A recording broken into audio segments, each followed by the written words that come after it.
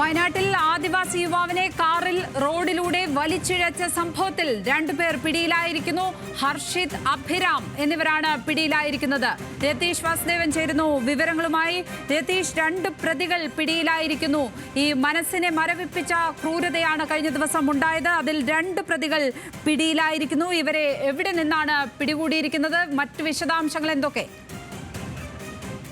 ലക്ഷ്മി, തീർച്ചയായും എല്ലാവരും പ്രതീക്ഷിച്ച ഒരു അറസ്റ്റിലേക്കാണ് കാര്യങ്ങൾ നീങ്ങുന്നത്. കാരണം ഇന്നലെ മുതൽ പോലീസ് വലിയ കൃത്യമായ അന്വേഷണങ്ങളും പഴുതടച്ച തരത്തിലുള്ള പരിശോധനകളും നടത്തിയിരുന്നു.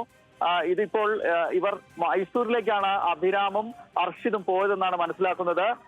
തിരിച്ച് നാട്ടിലേക്ക് തന്നെ വരാൻ ശ്രമിക്കുന്നതിനിടയിൽ ബസ്സിൽ വെച്ചാണ് പ്രത്യേക അന്വേഷണ സംഘം ഇവരെ കസ്റ്റഡിയിലെടുത്തതെന്നാണ് വയനാട് SP നമ്മളോട് വിശദീകരിച്ചത്.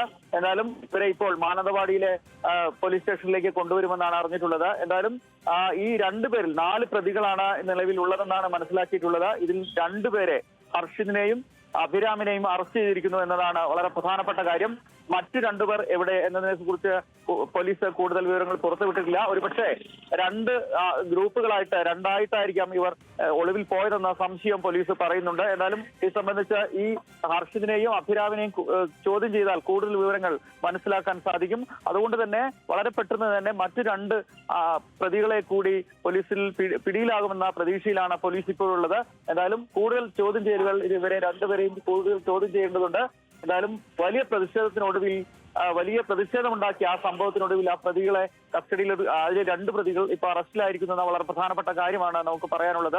എന്തായാലും ഇത് സംബന്ധിച്ച് കൂടുതൽ പരിശോധനകൾ ഇനിയും നടത്തിയിരിക്കാം. കൂടുതൽ ആളുകൾ, ഈ 4 പേരിൽ കൂടുതൽ ഉണ്ടോ എന്ന് പോലും സംശയമുണ്ട്. അതുകൊണ്ട് തന്നെ അത്തരം പരിശോധനകളും പോലീസ് നടത്തുന്നുണ്ട്. എന്തായാലും ഇന്നലെ ഇവരെ വാഹനം ബന്ധുവീട്ടിൽ നിന്ന് കസ്റ്റഡിയിൽ എടുത്തതോടെയാണ് ഹർഷിദിനെ കുറിച്ചുള്ള വിവരം ലഭിക്കുന്നത്. പിന്നീട് ഹർഷിദിന്റെ മറ്റു സുഹൃത്തുക്കളിലേക്ക് പോകുന്നു.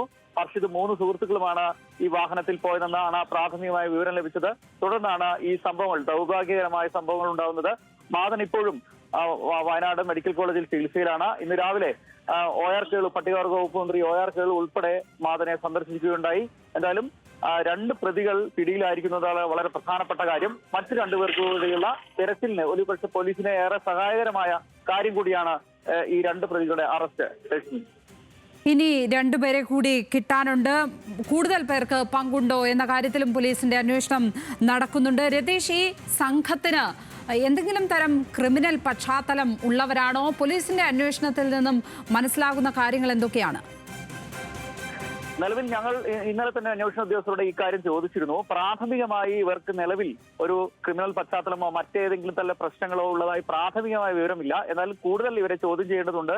4 പേരെയും കൂടുതൽ ചോദ്യം ചെയ്തിട്ടുണ്ട്. ഈ 4 പേരിൽ ആർക്കെങ്കിലും ഇത്തരം പശ്ചാത്തലമുണ്ടോ എന്നത് സംബന്ധിച്ചും പോലീസ് അന്വേഷിക്കുന്നുണ്ട്. അല്ലെങ്കിൽ ഇവർ സംഘമായി ഇത്തരം പ്രശ്നങ്ങൾ ഉണ്ടാക്കുന്നവരാണെന്നുള്ള പരിശോധന നടത്തുന്നുണ്ട്.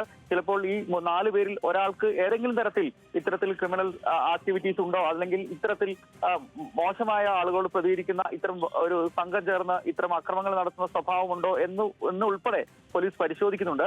ഈ ഘട്ടത്തിൽ അത്തരം വിവരങ്ങൾ പുറത്തു വന്നിട്ടില്ല. എന്തായാലും ആ തരത്തിലുള്ള പരിശോധനയും പോലീസ് നടത്തുന്നുണ്ട്.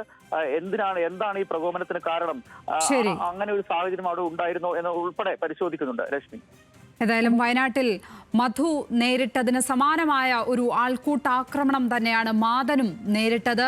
വയനാട്ടിൽ ആദിവാസി യുവാവിനെ കാറിൽ റോഡിലൂടെ വലിച്ചിഴച്ച സംഭവത്തിൽ 2 പേരാണിപ്പോൾ പിടിയിലായിരിക്കുന്നത്. ഹർഷിത്, അഭിരാം എന്നിവർ പിടിയിലായിരിക്കുന്നു. മറ്റ് 2 പേർക്കായി പോലീസ് അന്വേഷണം ഊർജിതമാക്കിയിരിക്കുകയാണ്. ഇവരിൽ നിന്ന് കൂടുതൽ വിവരങ്ങൾ ചോദിച്ചറിഞ്ഞ് അവരിലേക്ക് എത്താം എന്ന പ്രതീക്ഷയിലാണ് പോലീസ് ഉള്ളത്. രതീഷ് വാസുദേവനാണ് വയനാട്ടിൽ നിന്നും വിശദാംശങ്ങൾ പങ്കുവച്ചത്.